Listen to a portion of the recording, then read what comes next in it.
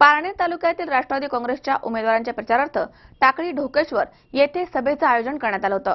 दरम्यान विद्यमान आमदार आणि खासदारांनी पारनेरचा काय विकास केलाय अशा कडक शब्दांमध्ये उपमुख्यमंत्री अजित पवार यांनी विरोधकांच्या कार्यपद्धतीवर जोरदार टीका केली आहे। देशात आणि राज्यामध्ये 2.5 वर्षांपूर्वी सत्ता बदल झालाय। ज्या खासदारांना आमदारांना निवडून दिलं त्यांनी पारनेरचा काय विकास केला? कैलासवासी वसंतराव झावरे यांच्याशिवाय पहिली ही निवडणूक होतीये।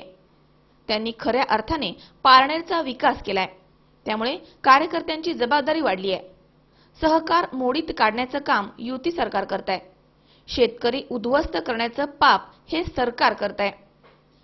मत मागण्यासाठी शिवाजी महाराज यांचा वापर आम्ही कधीही केला नाही, पण विरोधक मतांसाठी जातीमध्ये भांडणे लावतायत। जे जनतेचं रक्षण करणाऱ्या पोलिसांवर हल्ले करतात ते जनतेचं काय भलं करतील? मुख्यमंत्र्यांच्या नागपूरमध्ये राजरोसपणे खून होत आहेत। नोटाबंदीनं सर्वसामान्य माणसांची वाट लावली आहे। पारनेर तालुक्यातील राष्ट्रवादी काँग्रेसच्या उमेदवारांच्या प्रचारार्थ टाकळी ढोकेश्वर येथे आयोजित सभेमध्ये पवार बोलत होते। सभेच्या अध्यक्षस्थानी काँग्रेसचे ज्येष्ठ नेते आणि माजी सरपंच सीताराम खिलारे होते। या सभेस जिल्हा परिषद माजी उपाध्यक्ष सुजित झावरे, सुप्रियाताई पाटील, माधव लामखेडे, शिवाजी खिलारी, सबाजी गायकवाड, प्रतापराव झावरे, विलास झावरे, गंगाराम बेलकर, राजू भंडारी, बबलू रोहकले, सुनील कपाळे आदींसह कार्यकर्ते आणि नागरिक उपस्थित होते। राहिलेलं स्वप्न पूर्ण करण्याच्या करता त्या उभ्या राहिले। सुशीलाताई आमच्या उभ्या आहेत, प्रभाकरजी आमच्या उभे आहेत, काँग्रेसलाही आम्ही बरोबर घेतले प्रियंकाताईंच्या रूपाने। अशा पद्धतीनं अनेकांना उमेदवारी दिली। उद्याची तुमची माझी जिल्हा परिषद चांगली चालली पाहिजे।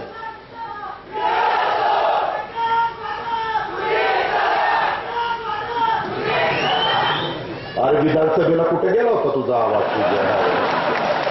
तेव्हा काय कुणी काय कुलूप बिलू घातलं होतं का? एवढं तरुणाला तिकीट दिलं म्हणलं येईल। जसा संग्राम निवडून आला तसा तिकडं राहुल निवडून आला, तिकडं आमचा वैभव निवडून आला, ह्याला पाडला। अरे पटे हे असलं नको सांगू। नाचताईनं अंगण वाकडं, घरातल्यानी घात केला, नामक्यानी घात केला। माझ्या इथले सगळे विरोधी असले तरी लाख मतांनी निवडून येतो।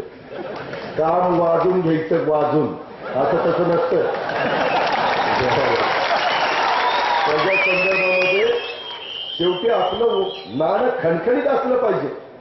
त्याच्या संदर्भामध्ये आता काय तर मला तर प्रत्येक वेळेस पारनेरला आल्यावर विचारू लागतं, हे आहे का आपल्या बरोबर का?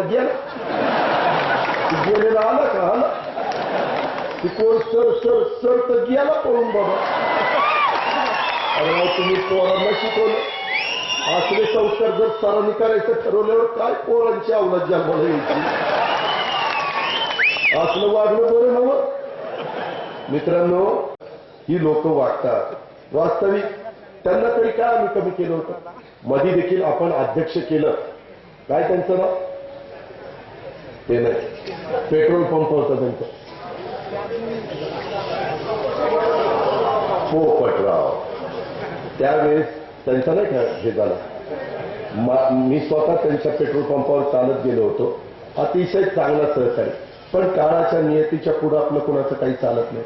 त्याच्यातून चांगल्या लोकांना संधी देण्याचा प्रयत्न आम्ही नेहमीच राज्यात केलाय, जिल्ह्यात केलाय, पारनेरच्या परिसरामध्ये केलाय।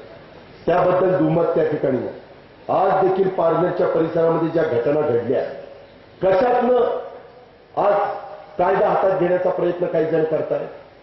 कोण खरे त्याचे मारेकरी आहे? त्यांचे कुणाचे लांगे बांधे आहे? कुठल्या राजकीय पक्षाशी हे लोक संबंधित आहेत? असं कधी घडलं होतं का? काय घडायला लागलंय का? भाजप शिवसेनेचे सरकार सत्तेवर आल्यापासून वाईट प्रवृत्ती डोकं वर काढायला लागलेली आहे। अहो स्वतः उद्धव ठाकरे म्हणले देवेंद्र फडणवीस गुंडांचे मुख्यमंत्री। मी नाही म्हणलं, तेच म्हणलं।